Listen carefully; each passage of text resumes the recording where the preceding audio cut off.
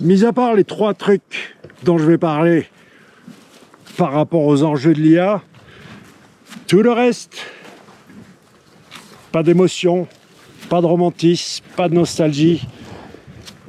Oui, il faut rester ancré dans la vraie vie, c'est sûr que ça aide ce genre d'animal ou ce genre d'environnement.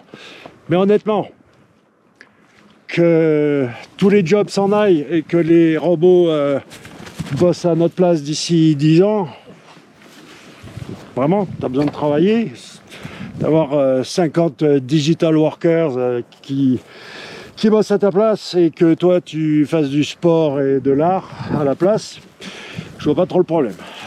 Que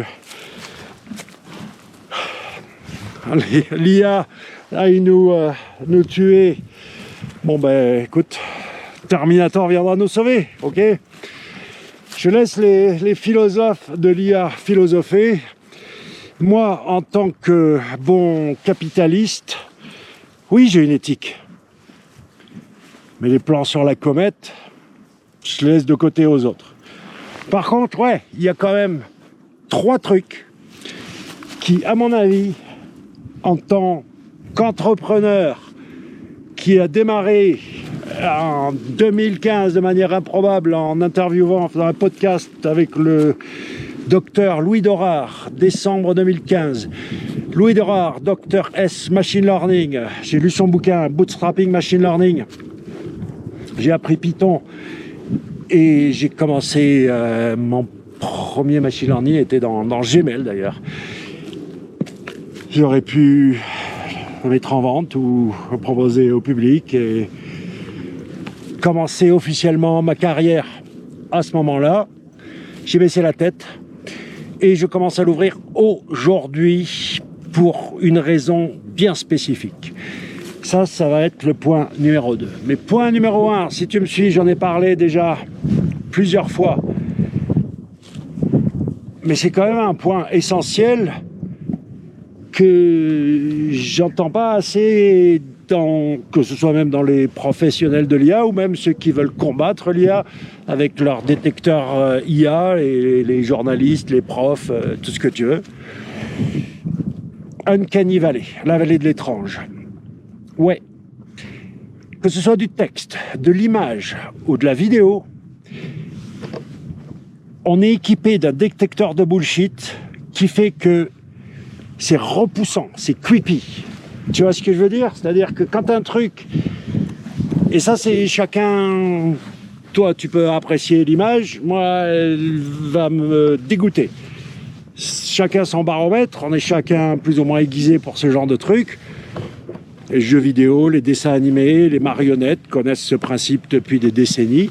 Je pense que avec l'IA, texte, image, vidéo, tout, il faut faire gaffe à ça. Je te mets une image là, Uncanny Valley, et tu très vite, hein, tu te retrouves, c'est une frontière très très fine sur laquelle tu surfes. Et si tu bosses depuis longtemps à prompter du texte, tu es certainement un très bon détecteur de texte IA, si tu fais de l'IA. Tu vois ce que je veux dire, quoi. Mais on tombe... c'est le seul truc, ok? Du point de vue du contenu IA qu'on doit produire, donc comment je vois les choses? Faire le fake humain, tout à fait, aucun problème. Je te dis pas que c'est pas dans mes plans, mais les meilleurs mensonges sont toujours les plus proches de la vérité, et entre faire entre guillemets un robot sympathique et un faux humain, ça se discute, tu vois. Donc fais gaffe à ça, parce que tout le truc de détecteurs d'IA, ils sont pas équipés depuis le début de l'humanité. C'est fight or flight, là. C'est soit tu combats, soit tu fuis. C'est des trucs, je sais pas à quel niveau de notre cerveau on est équipé avec ça, mais Ouais, c'est dans nos instincts de survie. Est-ce que t'as, toi, Uncanny Valley? Oui ou non? C'est l'heure de goûter. On vient de bosser. J'aurais dû aller... Oui, je sais, j'aurais dû aller skier. On a changé d'heure.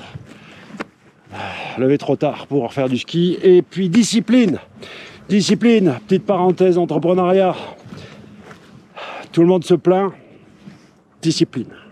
Remettons la discipline à la mode. Tous les jours, je suis obligé. Non, je peux payer quelqu'un pour sortir le canasson. Ou alors, je peux le laisser dans sa boîte, pas de problème. Faire comme les autres proprios, sortir 3 fois par semaine. Discipline, discipline. Discipline, par exemple. Donc, passons, c'est pas mon point numéro 2, mais glissons vers quelque chose où on peut tout faire avec l'IA. Là, la mode du vibe coding. Ouais, super. Tu prends une des nombreuses applis qui te permet de faire un site web, une application mobile, un SaaS, sans savoir coder.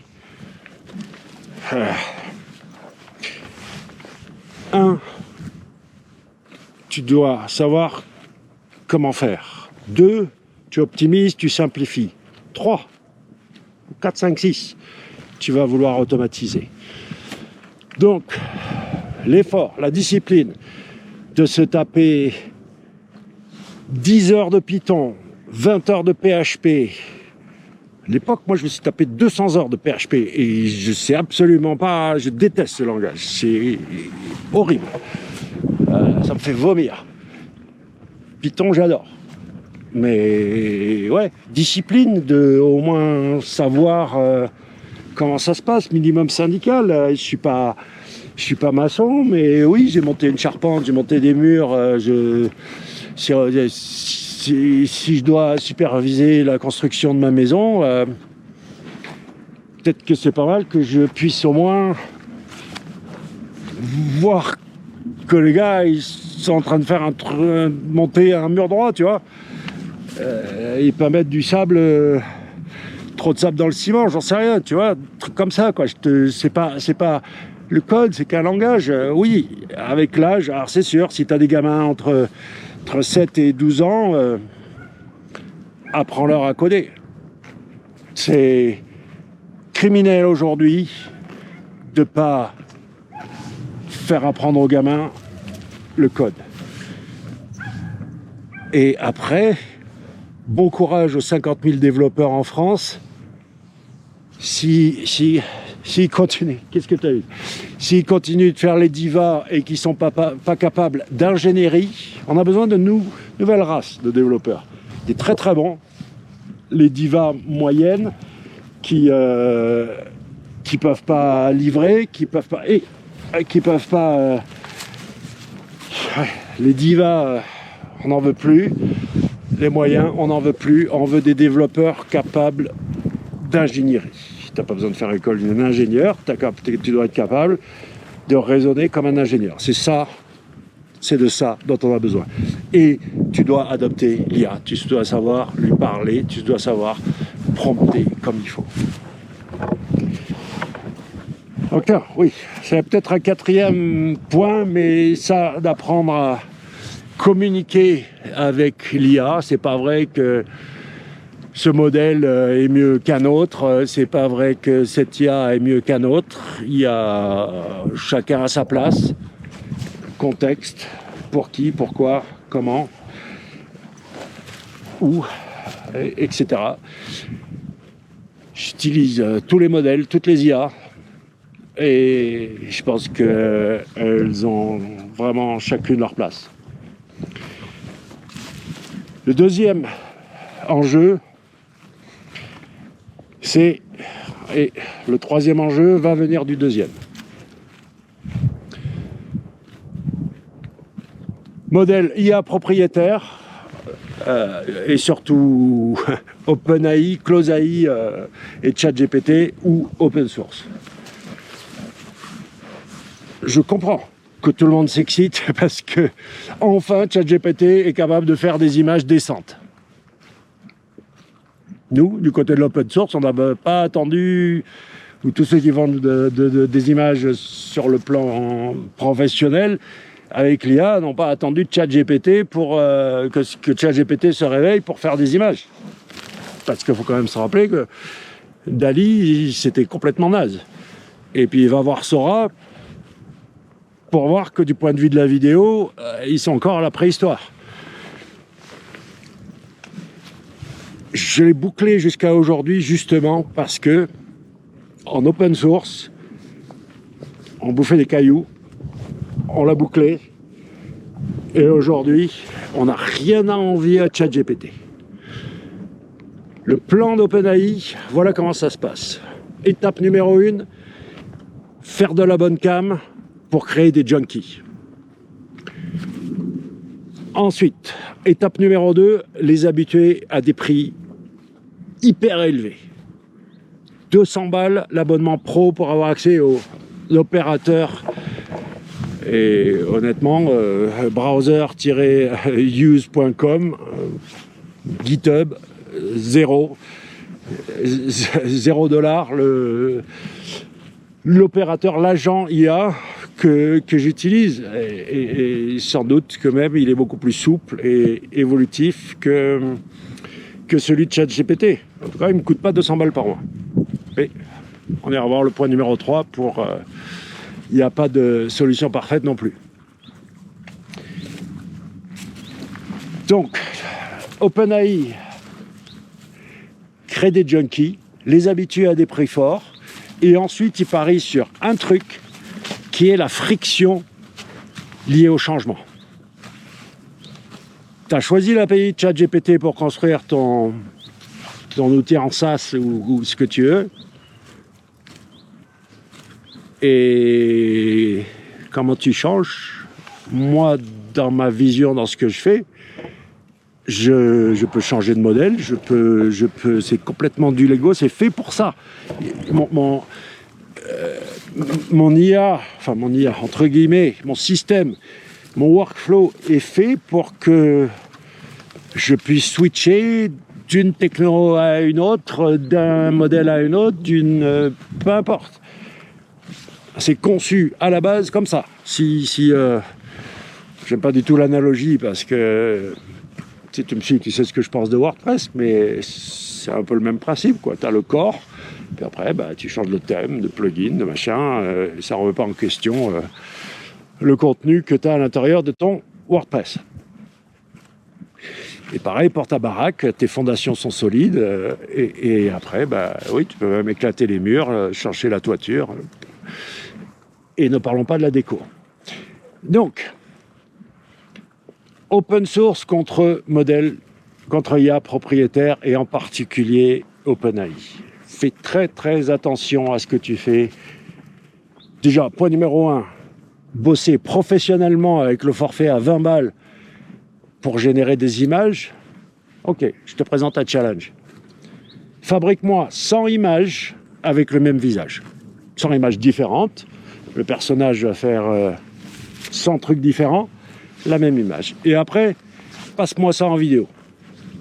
Fais-moi 50 vidéos, toujours la même face. Et après, est-ce que tu es vraiment sûr que tu peux générer tout ce que tu veux comme tu veux? Est-ce que tu peux faire des personnes dévêtues, par exemple? Non, tu peux pas. Est-ce que tu peux générer absolument tout et n'importe quoi? Est-ce que tu vas pas être bloqué? Là, tout le monde est parti sur le Ghibli, là, le studio manga. Ça a duré 24 heures, l'histoire. Le studio Ghibli a lancé ses avocats contre tous les créateurs de filtres, de machins, d'app Ghibli, et la fête est finie. La fête au Ghibli est terminée. Moi, avec mon IA en local, je peux toujours générer du Ghibli si j'en avais envie. Et c'est pas forcément pour faire des trucs illégaux, c'est juste ce sentiment de pas être cloisonné, d'avoir la liberté totale accès à des modèles non censurés si j'en ai envie, même au point de vue du code. On est bien en open source. Donc, lama.cpp, LM Studio ou ma solution au lama, il n'y a que l'embarras du choix. Là, je vois l'engouement pour le MCP. Ok, super. C'est juste un protocole, c'est juste une boîte à outils. Tous les explorateurs avancés de N8N, de Python et de Olama, on n'a pas besoin de MCP. Mais sur GitHub, il y a gratuitement un petit bout de script qui nous permet d'intégrer le MCP. Tu vois, j'ai pas besoin de MCP, mais 30 minutes de boulot et je peux intégrer le MCP comme je veux, même si on va rentrer dans l'ultra spécifique de... bon, je vais éviter de faire le techos, d'accord, c'est pas le but ici, mais oui, lama.cpp pour deux choses en particulier est très très bien pour travailler le machine learning. Du point de vue de la vectorisation notamment, bon, ben, je peux l'intégrer dans mon lama. C'est du Lego, c'est fantastique. Et aujourd'hui, je te dis, on n'a vraiment rien à envier. Si tu veux bosser professionnellement avec l'IA, viens me rejoindre dans l'open source. Donc, on arrive à la troisième et vraiment la plus grosse mauvaise nouvelle pour moi. Ma seule limitation. Hein, quelle est ma seule limitation? Diva? Oui? Tu m'écoutes? Quelle est ma seule limitation? Est-ce que tu sais, toi? Le hardware. C'est clair que si tout ce que tu fais de l'IA, c'est payer des tokens à ChatGPT, alors tu n'as pas conscience du désastre monumental. Le super ordinateur / data center chez OpenAI, le truc que je crois c'est Microsoft leur a construit, 100 milliards de dollars. 100 milliards de dollars l'ordinateur. Waouh! Et on discutait de... Je prône le Mac Studio si tu veux démarrer comme étant un artisan dans ton bureau. Mais dès que tu veux commencer à avoir un mini data center, ouais, c'est 30 000 balles la bécane. Il y a un bottleneck avec Apple qui est le Thunderbolt, donc il faut repasser à aligner des GPU Nvidia. 30 000 balles, et après, si tu bosses sur AWS d'Amazon, Azure de Microsoft ou ce genre de plateforme, CAF, tu vas t'envoyer en l'air dizaines de milliers d'euros. Regarde, ChatGPT, 4.5, 75 $ le million de tokens en input. Je crois que c'est 45 $ le million de tokens en output. Donc input, c'est ce que tu écris, output, c'est ce qui te sort. Si on prend, toi, t'as prompté et l'IA te répond, mettons entre 400 et 600 tokens. Okay, même un point, ça va être un token. Pro type, enlève la ponctuation si tu veux consommer moins de tokens. 1 million de tokens, oui, comme ça. Quelques minutes. Il t'en faut des milliards, des dizaines de milliards de tokens. Donc ouais, le prix du hardware, là, c'est même effrayant.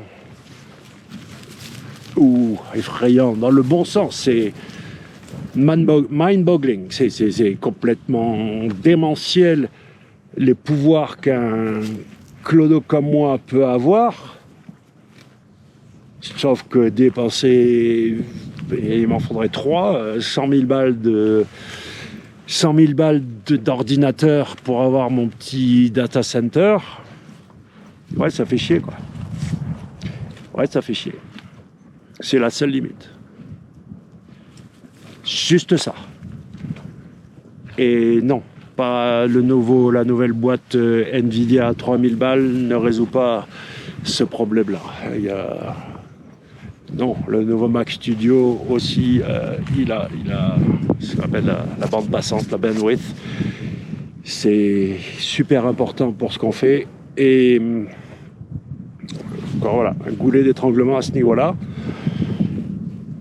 Mais bon, peu importe, on va pas se plaindre, je vais pas me plaindre, j'ai des super pouvoirs, je peux faire tout ce que je veux. Tu te rends compte, j'étais là il y a 20 ans avec le SO, donc peut-être fais-moi confiance puisque j'étais là il y a 20 ans.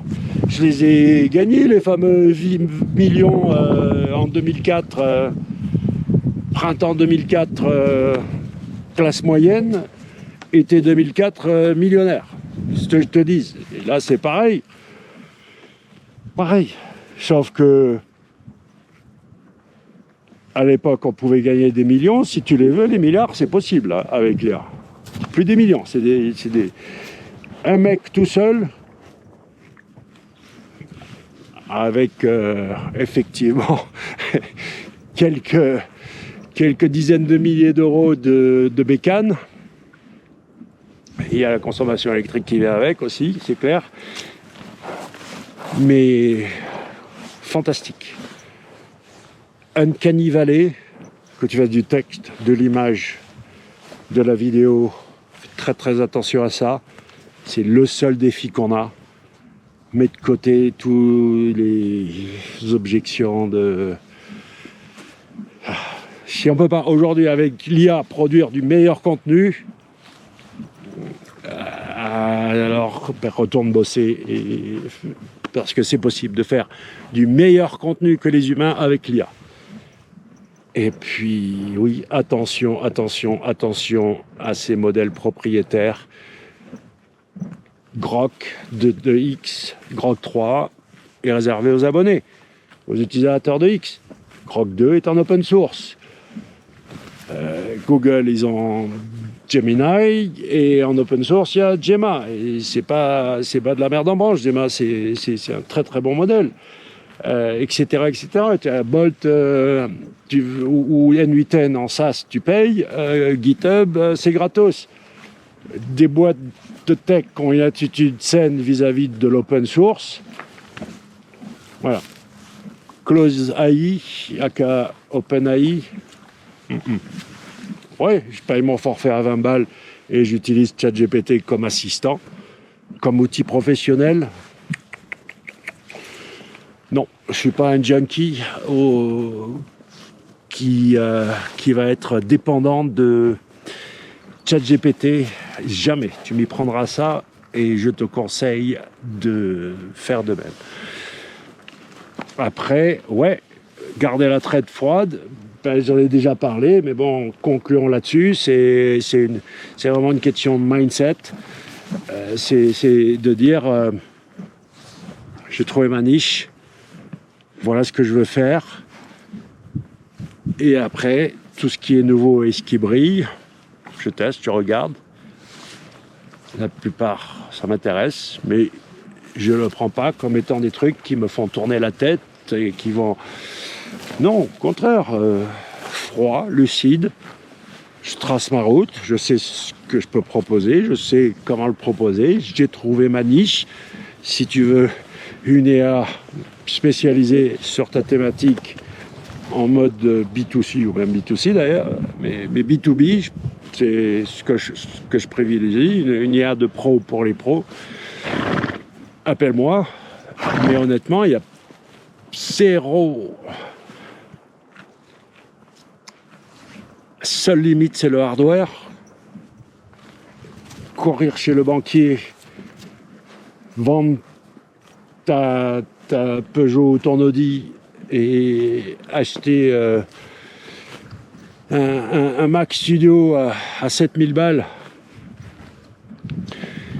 et acheter une Ford Fiesta d'occasion, Oui, c'est ce qu'il faut faire.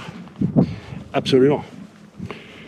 Donc, on vit des moments fantastiques, c'est violent, j'ai de l'empathie, je comprends que les humains soient en mode... Avant-dernière vidéo, j'ai listé, ou plutôt l'IA m'a listé toutes les objections que l'humanité pouvait avoir avec, par rapport à l'IA. Donc, je parle pas de ça, là, je parle plutôt du point de vue de, si tu veux utiliser l'IA, alors déjà, non, m'appelle pas en me disant quel modèle je peux utiliser avec mon portable Dell de 2015. Oui, je peux avoir une IA sur mon iPhone, mais quand je parle d'une IA locale, Large Language Model. Mais non, soyons sérieux. Si tu veux utiliser des modèles qui déboîtent un petit peu, il faut le hardware derrière, il n'y a pas à tortiller. Et si tu vas sur des solutions cloud, je me suis envoyé en l'air, tous mes potes se sont envoyés en l'air, on a tous dépensé des milliers ou des dizaines de milliers d'euros ou dollars avant d'apprendre à maîtriser ce genre de coûts. Mis à part ça, on est invincible, inarrêtable et tout est possible. Vive l'IA. Merci.